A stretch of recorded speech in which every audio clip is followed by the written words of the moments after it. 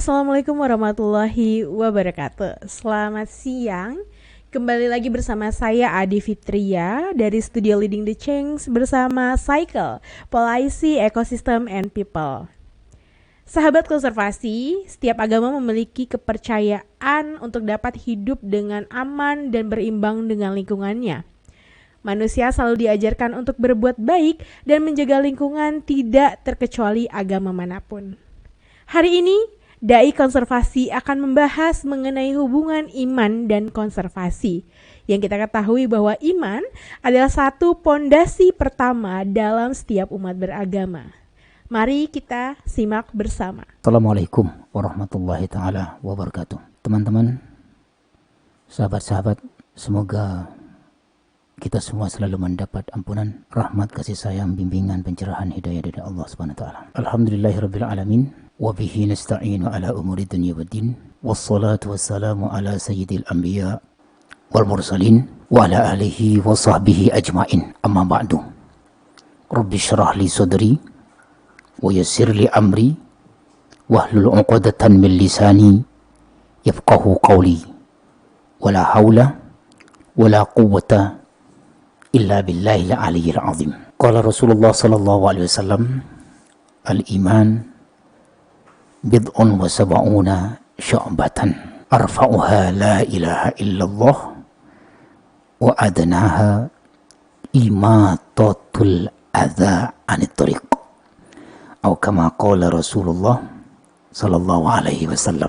Pertama, mari kita panjatkan puja-puji syukur kehadirat Allah, Tuhan yang Maha Esa, atas segala nikmat yang Allah berikan kepada kita semua.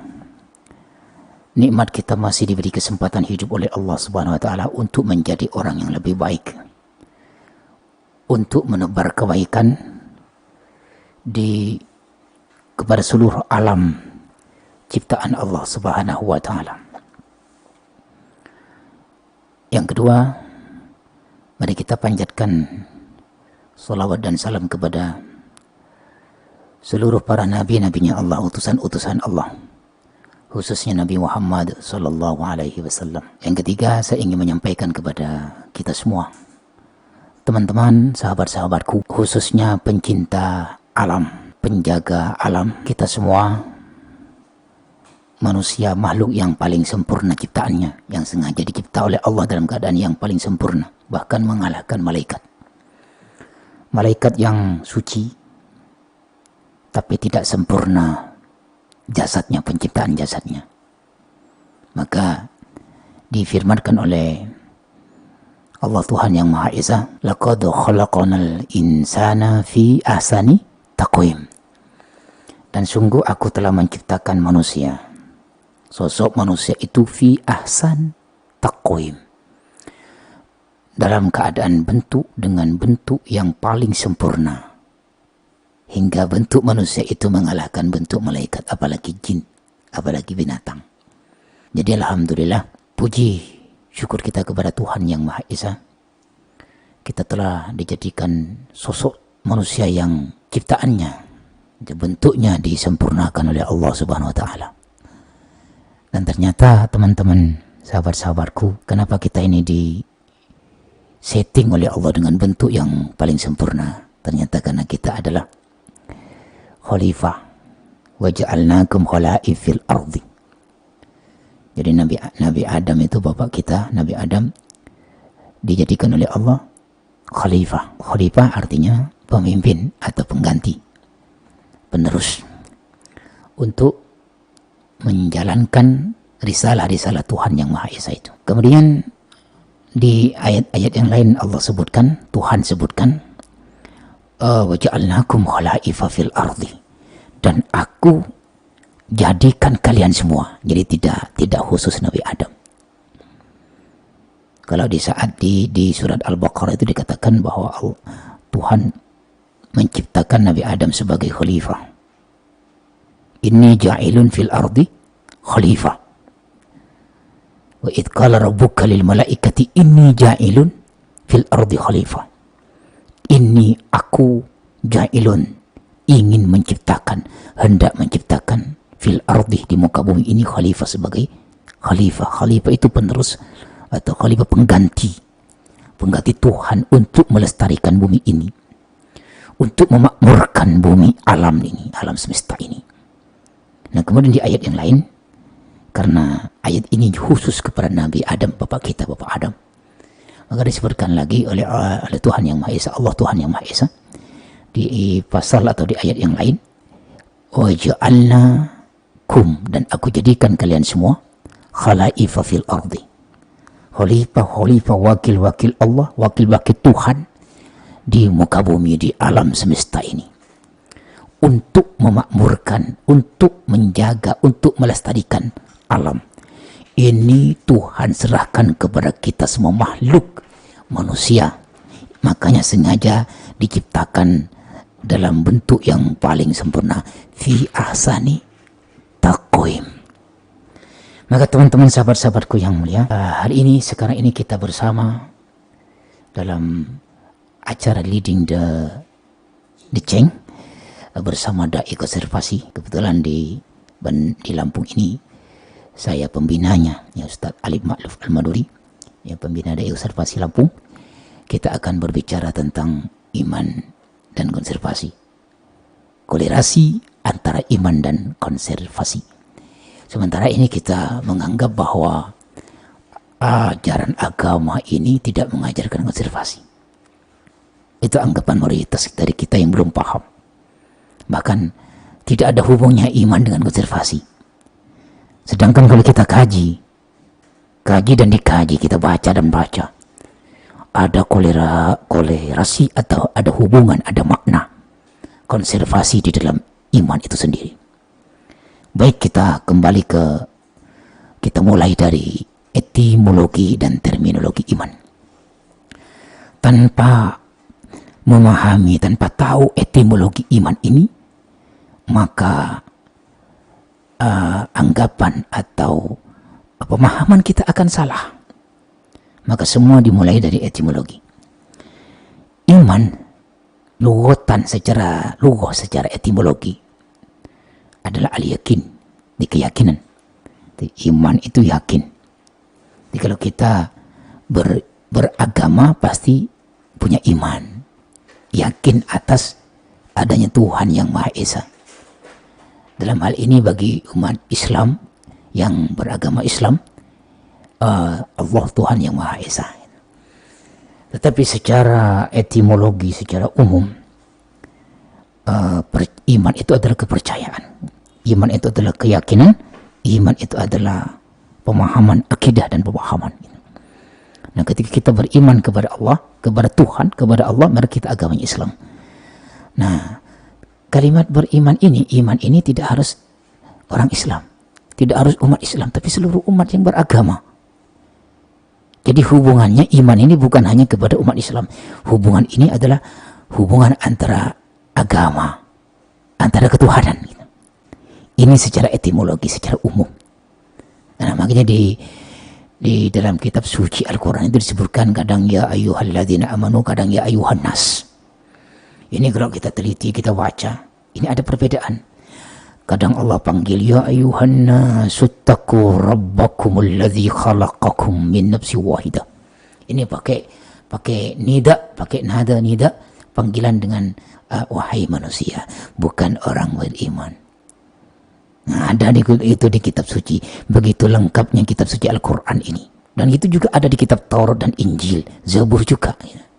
Dipanggil ya ayyuhan nas. Kalau dalam bahasa kita, ya ayyuhan nas, wahai manusia. Manusia siapa? Seluruh manusia, seluruh anak Adam itu manusia.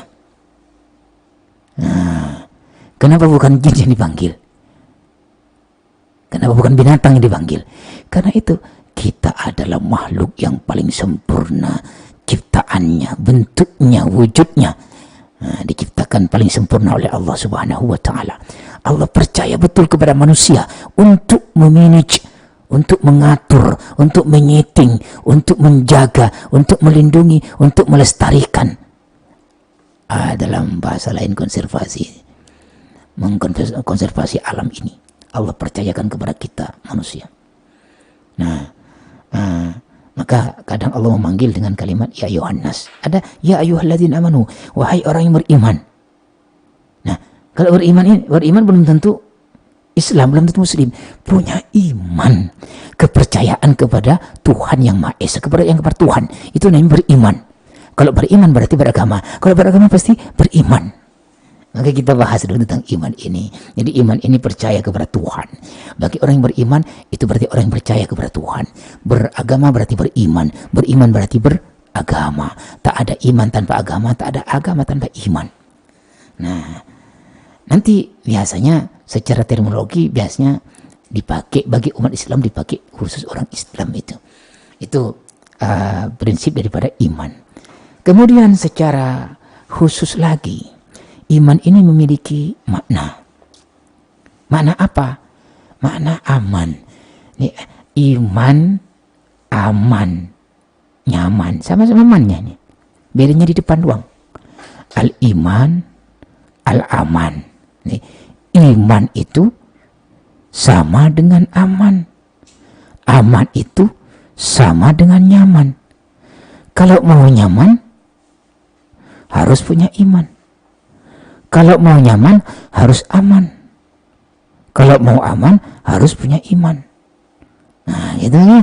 Iman, aman, nyaman ini nggak bisa dipisah. Kalau mau aman, kalau mau nyaman, harus iman. Kalau mau nyaman, harus ada iman. Kalau mau iman, harus ada. Kalau mau aman, harus ada iman. Nah, iman ini sangat penting. Mari kita bicarakan. Teman-teman, saudara-saudaraku, sahabat-sahabatku. Kita bicarakan tentang iman ini. Nah, itu terminologi iman itu adalah aman. Maka, Nabi Muhammad Sallallahu Alaihi Wasallam pernah bersabda tentang definisi iman ini. Definisi iman secara terminologi, secara khusus lagi. Iman itu apa? Iman itu tidak hanya percaya, iman itu tidak hanya yakin, bukan masalah akidah doang iman itu, tetapi iman itu memberikan keamanan dan kenyamanan. Di orang yang beriman, tanda-tandanya orang beriman itu temannya merasa aman dan nyaman. Lingkungannya merasa aman dan nyaman. Itu tanda-tanda orang beriman. Al-mu'min man aminahun nas. Ada hadis lagi yang menyatakan al-mu'min man aminahul mu'minun. Ada yang mengatakan lagi hadisnya, teks hadisnya al-mu'min man aminahun nas. Orang mukmin itu bisa dikatakan mukmin. Orang beriman itu bisa dikatakan beriman ketika temannya, sahabatnya, lingkungannya merasa aman dan nyaman. Itu. Jadi kalau ada temannya merasa nggak aman, nggak nyaman, itu perlu dipertanyakan imannya. Agama apapun perlu dipertanyakan imannya, karena iman itu identik dengan aman, aman itu identik dengan nyaman. Mau nyaman harus ada aman, mau aman harus punya iman. Itu saudara-saudaraku. Nah, makanya Nabi Muhammad sallallahu alaihi wasallam bersabda, al-mu'min man aminahun nas. Orang mukmin itu adalah orang yang bisa membuat aman dan nyaman lingkungannya. Orang mukmin itu yang menyebarkan keamanan dan kenyamanan bagi semuanya. Nah, itu yang dimaksud dengan rahmatan lil alamin. Wa ma arsalnaka illa rahmatan lil alamin. Dan aku tidak utus kamu Muhammad, kamu para nabi, illa rahmatan lil alamin, kecuali untuk menyebarkan rahmat kasih sayang lil alamin, kepada seluruh alam. Maka kita selalu mengatakan, khusus umat Islam biasanya kita surat Al-Fatihah itu dimulai dengan Alhamdulillahirabbil alamin. Ada yang mengatakan Bismillahirrahmanirrahim, Alhamdulillahirabbil alamin. Tuhan seluruh alam, Tuhan seluruh alam, Allah Tuhan seluruh alam, dan Allah mengutus Nabi Muhammad SAW sebagai untuk menyebarkan kasih sayang kepada seluruh alam. Nah, itu makna iman secara etimologi dan terminologi. Nah, Kalau kita bicara tentang iman secara menyeluruh, ternyata iman ini bukan masalah akidah saja. Makanya Nabi punya pesan kepada kita semua, saudara-saudaraku, sahabat-sahabatku. Wahai manusia, wahai sahabat-sahabatku, wahai teman-temanku, wahai pemuda. Allah punya pesan kepada kita semua. Al-iman bid'un wa sab'una syu'batan. Iman itu ibarat pohon memiliki 75 cabang. Nah itu. Ini bukti bahwa iman itu bukan masalah akidah saja.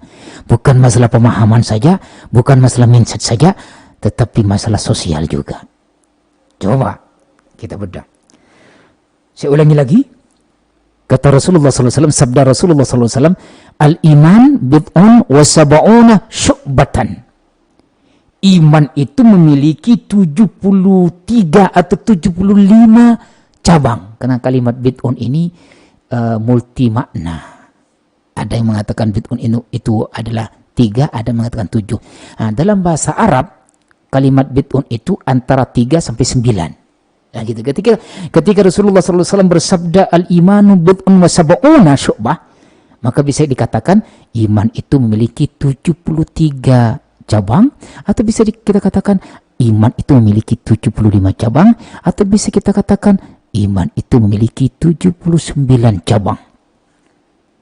Arfa'uha la ilaha illallah. Cabang iman tertinggi adalah kalimat la ilaha illallah.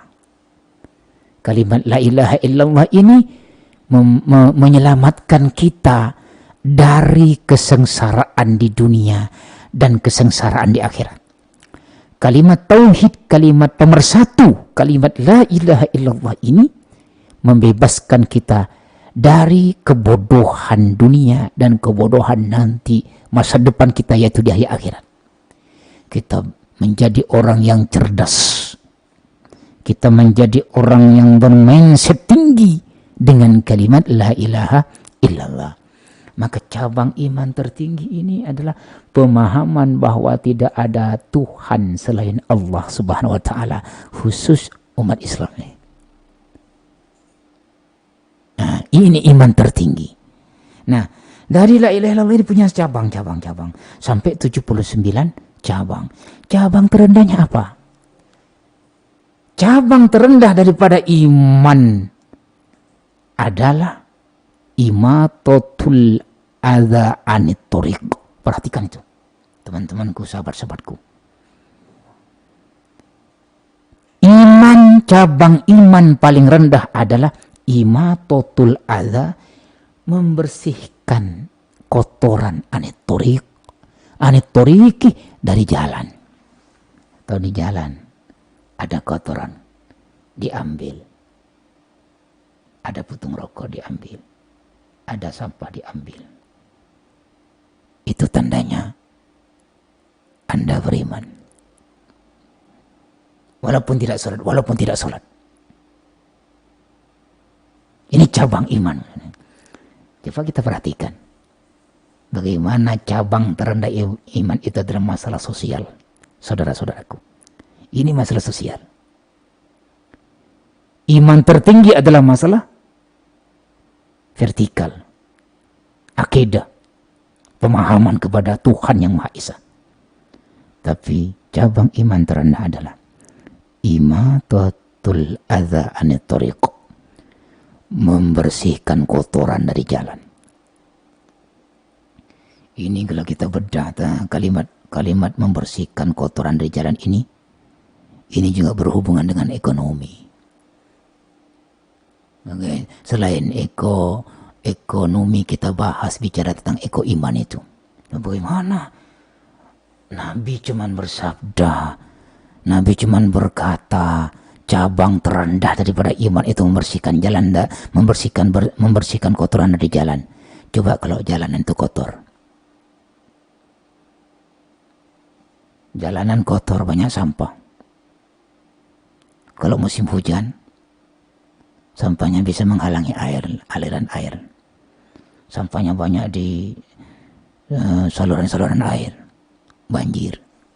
Kalau sudah banjir tak bisa lewat. Kalau tak bisa lewat, ini masalah ekonomi. Bagaimana kita bisa mengantarkan barang, bertransaksi, bertemu, mau jual beli kalau jalannya banjir? Kalau jalannya kotor coba. Jadi dari iman ini menata ekonomi. Maka Nabi tak banyak bicara Nabi itu. Tanda kamu iman, percaya kepada Tuhan Yang Maha Esa, itu tanda tertinggi. Dasar, prinsip dasarnya. Tetapi ingat, iman tidak hanya percaya kepada Tuhan Yang Maha Esa. Iman itu masalah sosial juga. Iman itu juga masalah sosial.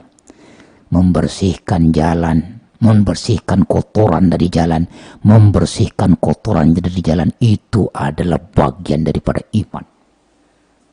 Wah, jadi ada hubungannya membersihkan kotoran dari jalan itu dengan ekonomi, dan ini adalah termasuk daripada cabang iman. Maka dari kecil kita mendengarkan statement, khususnya orang Islam itu umat Islam, maka Islam statementnya apa? An-nadhafatu minal iman. Banyak. Ada an-nadhafatu minal iman, at-tahuru syatrul iman. Kebersihan itu bagian dari iman. Kalau orang beriman itu pasti bersih. Orang beriman itu rapi, bersih.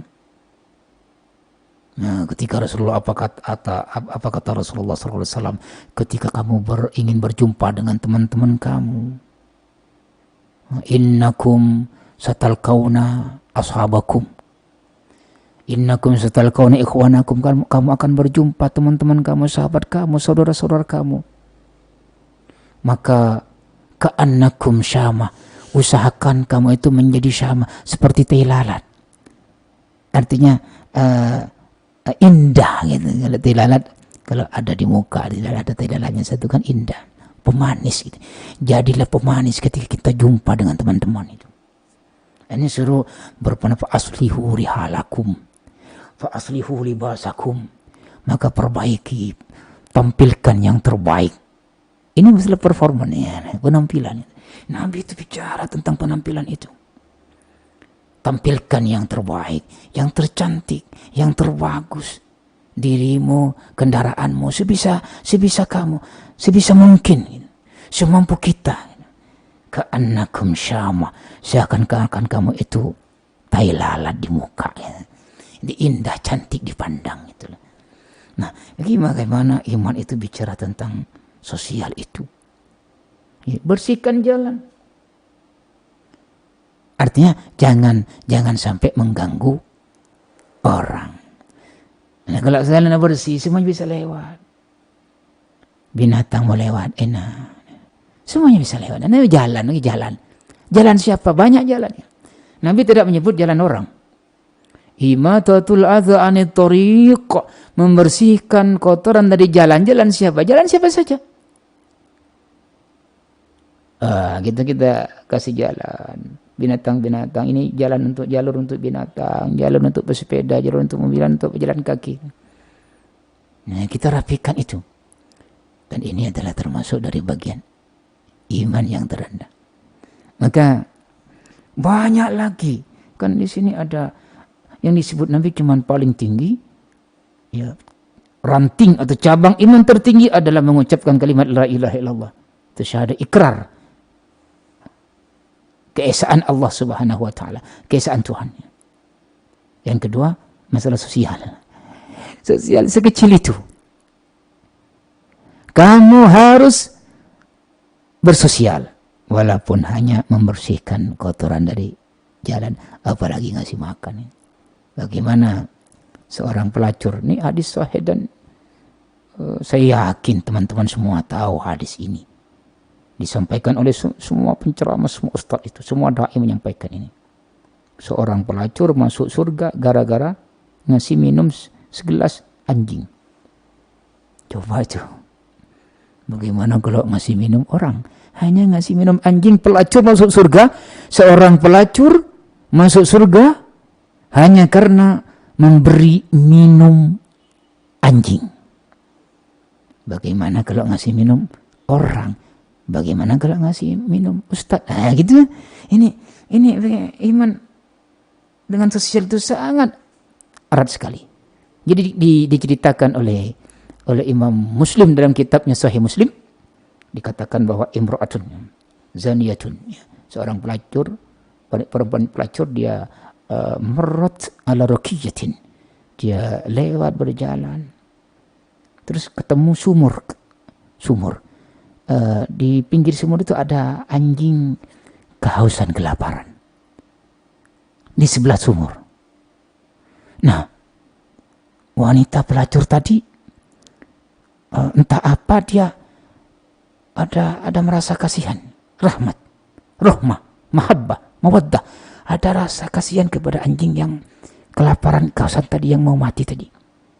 Kemudian dilepas selendangnya, dia lepas sepatunya, diikat sepatunya, dibuat timba, diulurkan ke dalam sumur, ambil air, hanya ya sebanyak sepatu itulah dikasih minum anjing, dan anjing itu merasa segar dan memiliki kehidupan, segar lagi.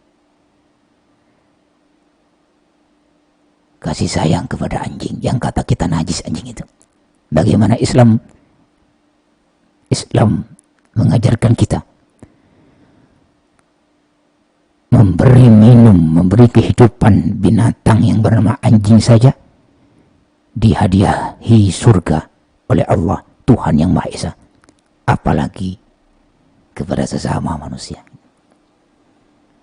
Nah, ada juga seorang perempuan dalam hadis Muslim itu dikatakan, dakhalat imra'atun finnar, dakhalat imra'atun an-nara fi hirratin. Seorang perempuan masuk neraka karena hanya kucing. Habasatha walam tut'imha hatta matat. Seorang perempuan mengurung, menahan kucing, tidak dikasih makan, tidak dikasih minum, sampai mati kucing itu. Masuk neraka. Perempuan yang beriman, yang sholat, masuk neraka karena menyiksa kucing sampai mati. Bagaimana kalau nyiksa gajah, nyiksa sapi, nyiksa binatang-binatang lain aja. Ini kucing loh, dijual juga nggak laku kalau kucing kampung kan, kecuali kucing yang bagus itu. Maka di dalam fikih itu nggak ada istilah jual kucing, itu tidak ada. Ada hadiah ya itu. Saking maksudnya tidak termasuk barang berharga, tidak masuk binatang yang berharga. Tapi Islam jaga, Islam lindungi itu, membuktikan bahwa Islam itu betul-betul rahmatan lil alamin. Ini iman saudaraku, ini iman sahabatku, ini iman wahai para pemuda dan pemudi, ini iman.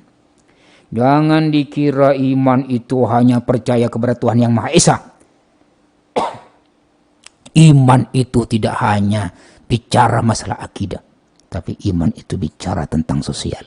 Maka saya ingatkan lagi, Nabi kita bersabda, iman itu memiliki 79 cabang atau 75 cabang atau minimal 73 cabang. Cabang terendah adalah membersihkan kotoran dari jalan. Jangan dibalik, mengotori jalan. Itu tanda orang tidak punya iman. Kalau tidak punya iman berarti tidak punya agama. Agama apapun mengajarkan keimanan, dan keimanan mengajarkan akidah dan sosial. Banyak pernah seorang sahabat ada di buku konservasi murni ajaran Islam ini. Saya tulis di dalam buku ini. Seorang sahabat, dia mau potong kambing. Dia mau potong kambing untuk makan, mau buat gulai kambing. Tiba-tiba dia nggak jadi potong kambing. Dia datang kepada Rasul Sallallahu Alaihi Wasallam. Dia datang kepada Rasul Sallallahu Alaihi Wasallam. Ya Rasulullah, dia bilang, aku hendak memotong kambing, tapi aku tidak tega. Aku merasa sayang kepada kambing itu. Nggak jadi aku potong kambing. Nggak tega. Saking sayangnya. Maka apa kata Rasulullah? Sifat sayang kamu kepada kambing itu memasukkan kamu ke dalam surga. Justru yang menyebabkan kamu masuk surga karena sayang kepada binatang. Ini kambing. Belum sapi, belum unta. Belum pula gajah dan semacamnya gitu. Yang dibutuhkan oleh habitat alam kita. Jadi itu, teman-teman, saudara-saudara, sahabat-sahabatku, perlu diketahui bahwa iman itu tidak hanya bicara tentang akidah, tapi iman juga bicara tentang sosial. Sosial kepada sesama manusia, kepada alam, kepada lingkungan, kepada hewan, kepada binatang. Jadi jangan dianggap, jangan dikira iman itu bicara akidah saja. Itu. Jadi bersih-bersih juga begitu. An-nadhafatu minal iman. Nah, diingat itu. Ini saya baru menyebut 3 cabang dari iman ini, belum yang lain gitu. Hanya 3 ini. Pertama, iman tertinggi yaitu mengucapkan tentang akidah la ilaha illallah. Iman terendah adalah membersihkan kotoran dari jalan. Jangan dibalik. Jangan membuang kotoran di jalan. Bersihkan kotoran di jalan, jangan sampai membuang kotoran di jalan.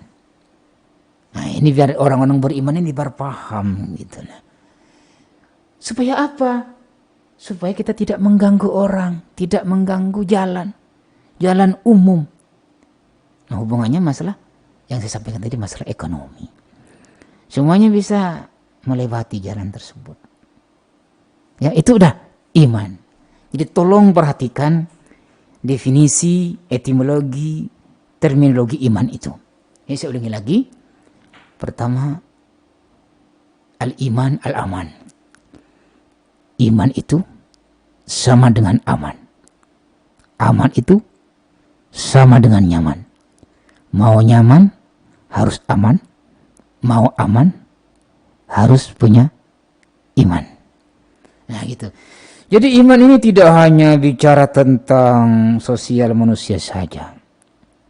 Ya, tapi tentang lingkungan hidup. Islam juga bicara tentang lingkungan. Iman juga bicara tentang lingkungan hidup. Lingkungan hidup itu ada lingkungan paling kecil. Lingkungan pribadi.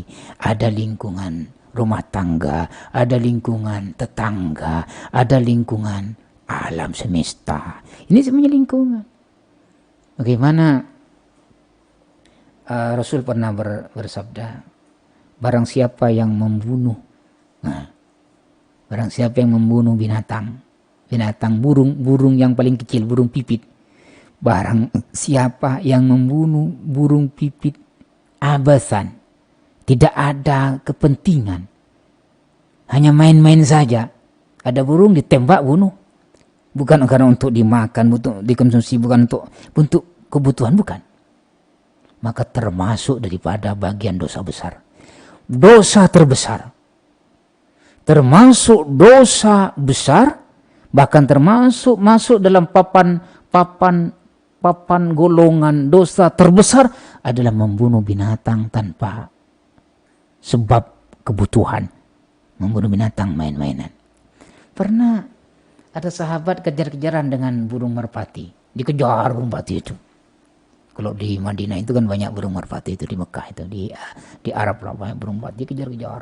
Maka Pak Rasulullah, asyaitan, ya, setan ngejar setan.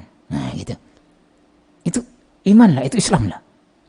Artinya Walaupun kejar-kejaran, jangan buat binatang itu, hewan itu tidak aman, tidak nyaman. Orang yang beriman, maka sekelilingnya pasti merasakan keamanan dan kenyamanan. Al-mu'min man aminahun nas. Orang mukmin selalu menyebarkan keamanan dan kenyamanan. Iman, aman, nyaman.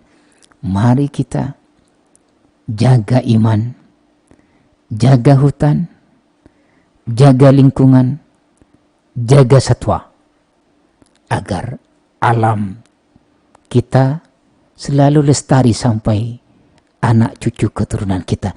Ini salah satu daripada makna konservasi. Baik saudara-saudaraku, sahabat-sahabatku, kami membutuhkan like, komen, subscribe. Jangan lupa di share ke teman-teman. Mudah-mudahan perbincangan kita ini, cara leading the change ini bermanfaat untuk kita semua, khususnya orang yang beriman, orang yang beragama. Semoga semua kita semua mendapat bimbingan, petunjuk, pencerahan, hidayah dari Allah Tuhan yang Maha Esa, sehingga kita bisa mengaplikasikan hakikat iman, yaitu iman, aman, dan nyaman. Orang yang beriman pasti membuat keamanan dan kenyamanan. Orang yang beriman pasti menebar keamanan dan kenyamanan. Semoga kita semua dapat berkah, rezeki yang berlimpah dari Allah, Tuhan yang Maha Esa. Kesempurnaan hanya milik Allah, kekurangan milik kita semua. Mohon maaf dan terima kasih banyak. Salam lestari dari Dai Konservasi. Wassalamualaikum warahmatullahi wabarakatuh. Itulah tadi pembahasan mengenai iman dan konservasi yang disampaikan oleh Ustadz Alif Ma'luf Al-Maduri. Ingatlah, jika kita ingin hidup dengan nyaman, maka kita harus aman. Dan jika kita ingin aman, maka kita harus memiliki iman. Cukup sekian dari kami, terima kasih, salam lestari dan salam konservasi. Wassalamualaikum warahmatullahi wabarakatuh.